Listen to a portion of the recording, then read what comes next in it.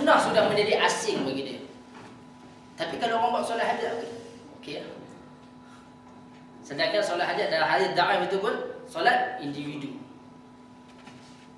bukan solat berjamaah. Kalau jemaah, hadis dhaif pun tak ada, hadis maudhu pun tak ada. Ya.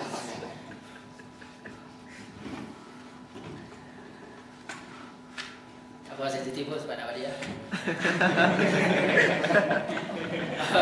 Hilangnya sifat agama Islam yang tidak memberatkan. Kadang-kadang hadis-hadis yang dalam kitab-kitab tasawuf ini dia memberatkan dan menghilangkan sifat Islamnya yang tidak membeban,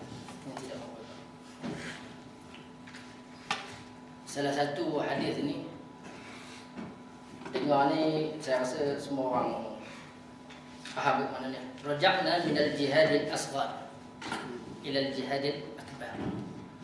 Ya, kita balik daripada jihad kecil kembali kepada jihad besar. Pada jihad besar, jihadul nafs. Okay. Hadis dhaif ini terdapat di dalam kitab Ihya. Hal itu kita sebut bila kita cerita berkenaan dengan Al-Albani. Okay. Siapa ulama hadis yang bersama dua orang sahabat dia memberi nota kaki kepada Ihya, supaya orang baca Ihya dia tahu hadis ini apa kedudukannya, apa darjatnya. Al-Hafiz Al-Iraqi, Al-Hafiz Al-Iraqi, dia menceritakan dengan panjang lebar berkenaan dengan hadis ini. Dan mengikut Al-Imam Ibn Qayyim, kata-kata ini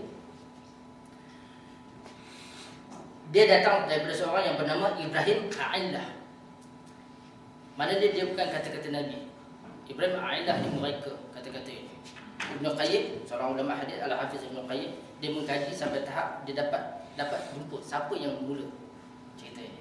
Para ulama hadis ni tuan-tuan dan puan-puan, kita pernah sebut di sini, kajian mereka sangat teliti sehingga kalau orang tambah kata-kata apa dia istilah dia tambah mudraj kan, dia tambah dalam hadis tu, hadis sahih tapi ada kata-kata rawi ditambah. Ya, para ulama hadis mengkaji sampai dia tahu siapa yang tambah, rawi yang mana tambah. Detail pengajiannya, pengkajian detail sampai dia tahu siapa tambah. Jadi juga berkenaan dengan hadis ini, Al-Imam Al-Hafiz Ibn Qayyim dia mengkaji dan dia mendapat tahu siapa yang mereka kata-kata ini. Nama dia Ibrahim Al-A'illah. Memberi gambaran buruk kepada agama apabila terdapat unsur melampau dan terlalu longgar. Kadang-kadang dia melampau-lampau. Ya, contoh apa? Hadis maudhu berkenaan dengan siapa yang mengucapkan kalimah la ilaha illallah. Dicipta burung. Kan? Burung tu ada berapa lidah? 70,000 lidah. Setiap lidah bercakap dengan 70,000 bahasa. Dan setiap lidah itu memohon doa dalam bahasa-bahasa yang tak tahu berapa puluh ribu kan. Dia memohon doa supaya Allah ampunkan dosa orang yang menyebutkan la ilaha illallah. Perbataan dia sikit lah la ilaha illallah lah, tapi dia benar kan. Dan juga terdapat hukum salah sikit lah, tapi hukuman tu melampau-lampau. Dia memberikan gambaran buruk berkenaan dengan agama. Jadi kadang-kadang terlalu longgar. Dan saya ambil sedikit tuan-tuan dan puan, sebelum kita tutup ini. Tadi kita sebut berkenaan dengan solat hajat, okay? Juga nisfu Sya'ban, menghidupkan malam nisfu Sya'ban, juga merupakan hadis dhaif. Dan juga berkenaan dengan selain daripada nisfu Sya'ban, Ashura, hari Ashura juga hadis yang dhaif. Okey. Malah Al-Imam Ibn Qayyim mengatakan bahan jiddan. Maknanya diragukan, sangat-sangat diragukan. Okay. Hadis itu berkenaan dengan Ashura sebab hari Ashura ni hadis yang sahih Nabi SAW. Nabi SAW hari Ashura. Kalau dalam hadis yang dhaif ini dia suruh jamu anak-anak belanja, hadis itu dhaif. Dan juga para ulama hadis yang mengkaji hadis dhaif berkenaan dengan Ashura ni, hari Ashura ni, mengatakan bahawa timbulnya cerita itu kerana ada sebahagian golongan sunnah di zaman itu dia nak berbeza dengan golongan Syiah. Sebab Syiah hari Asyura ni hari dia berduka cita. Jadi nak berbeza dengan dia orang, lalu dicipta hadis yang dhaif ini supaya orang-orang lain tak sama dengan orang Syiah. Orang Syiah berduka cita, orang lain belanja bagi makan anak isteri itu. Niat dia baik, tetapi cara dia tidak betul. Cara dia mendustakan Nabi. Sebab dalam Islam tidak ada konsep Robin Hood. Kan? Dia mencuri buat benda baik kan, tapi dia buat benda jahat kan, tapi nak bagi pada orang miskin. Dalam Islam tak ada konsep Robin Hood. Nak buat benda baik, cara juga kena baik. Nak menyembah Allah, cara juga kena baik dengan perkara-perkara yang dapat disandarkan kepada Quran dan Sunnah Nabi sallallahu alaihi wasallam.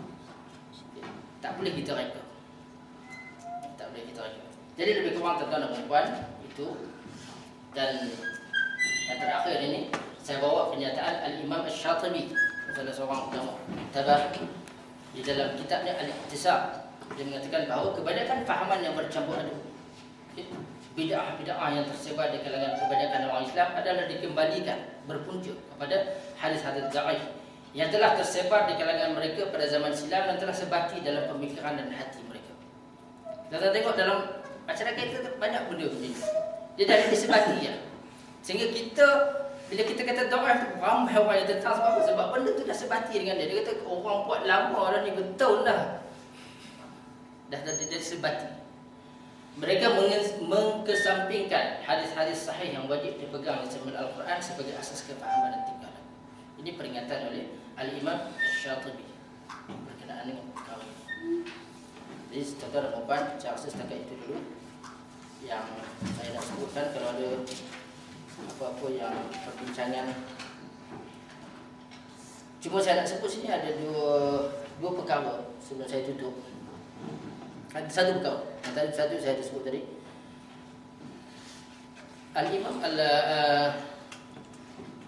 Al-Qaradawi, Dr. Yusuf Al-Qaradawi, dia mengatakan dalam kitabnya, dalam satu-satu tajuk sudah ada lebih daripada satu hadis daripada jenis sahih dan hasan.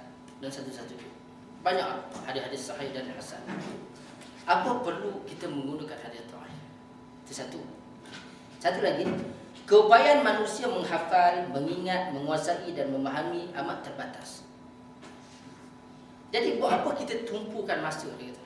Menghafal, menguasai, memberi penerangan hadis-hadis yang dhaif. Sedangkan dia kata sepatutnya tumpuan itu dilakukan untuk kita menerangkannya hadis sahih dan hasan. Ini bagi peringatan juga lah kepada kita. Maka perempuan hendaklah kepada yang lebih utama, iaitu tumpuan kesungguhan dan masa mesti pada yang sahih dan hasan. Saya rasa itu pun tuan-tuan dan puan boleh faham. Saya baca sedikit kenaan apa yang dia tulis supaya kita ni jangan kita tumpukan pada benda yang zan tadi. Kita tumpukan kepada yang yakin. Sebab yang yakin banyak.